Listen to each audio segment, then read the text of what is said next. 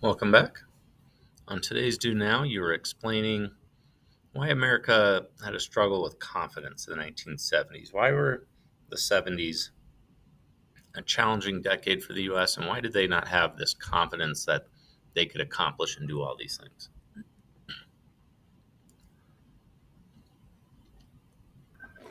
So, some reminder of things that happened in the 70s and around the Cold War is that America is going to lose their trust with the government. Nixon is caught to be, a criminal, a liar. And not just him, a lot of other people high up in politics were lying. The military with the Pentagon Papers. They found out that like a lot of people in the government are not trustworthy and not doing what's best for our country or people. And America sort of loses that sort of belief that they can win the Cold War. America loses in Vietnam. Right? They lost the war against a small, undeveloped country. Right? There's no reason why America should lose a war to something like Vietnam. Right? So that brings a lot of questions like, do we have what it takes to win the Cold War if it ever happens? Like World War III ever breaks out, could the U.S. actually win that? Right? So America's really not looking strong in the Cold War. I remember America's view on dealing with the Cold War is now the Nixon doctrine, not the Truman doctrine. Truman said, anytime communism expands, we're going to show up with money and troops, and we're ready to go. Like, we will not let it spread at all. We're worried if it spreads, it'll go to all its neighbors. So we got to be there for the second it spreads, we're ready to fight.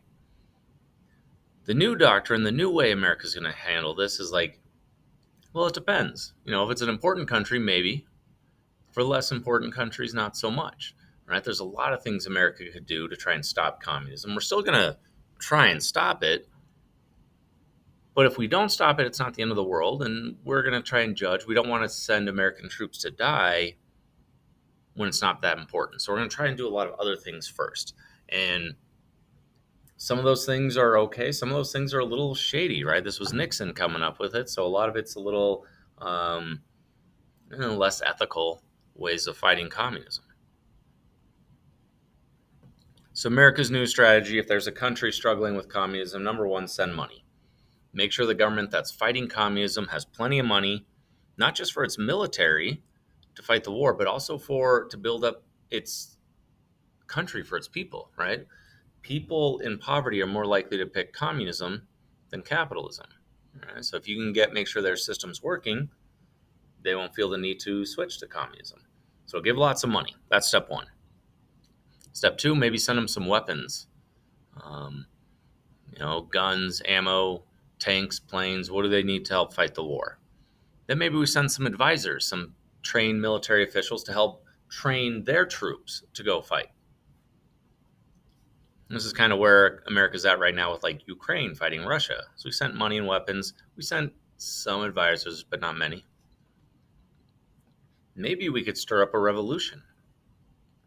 All right, maybe we could get the people to overthrow unfriendly governments instead. This requires money and weapons, but also like propaganda and some sneaky work within the country. Maybe we could just bomb the country for you. You don't have to do the bombing. We'll do the bombing. We're not sending troops, so we'll just bomb some stuff. The most important, desperate situations, we would send troops and go to war. But America's not willing to go to that last step. We're going to do all this other stuff first. So the 1970s, when we have lots of Cold War involvement, lots of that interactions around the world, America's not going to send troops.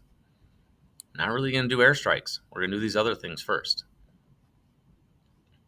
So here's a map of the world. The major conflicts of the Cold War in orange. So Cuba, Germany, Vietnam, Korea. There's been some others like Turkey and Greece, and then like Austria. There's been some others that we haven't talked about. But that's like 25 years, and there weren't a ton of conflicts, major areas of the world where you're going to see conflict. In the 70s, we're going to see a lot. This is a time where America looks weak. America's lost their confidence. Soviet Union is doing successful. Things are going well for the Soviet Union. So they're going to be pushing a little bit harder, and people are going to start questioning, well, maybe the U.S. isn't going to win this one. So a lot of countries that were on the edge are going to start tilting towards the Soviet Union. We're going to have lots of potential communist countries and lots of warfare. And the U.S. is going to be involved in all of these in different degrees. So what you're going to do today is there's a gallery walk of pictures around the classroom. You're going to go to each one, read about the conflict that was happening there, and then you're going to explain what caused this conflict and what was the effect of America's involvement. Because America did something, what happened?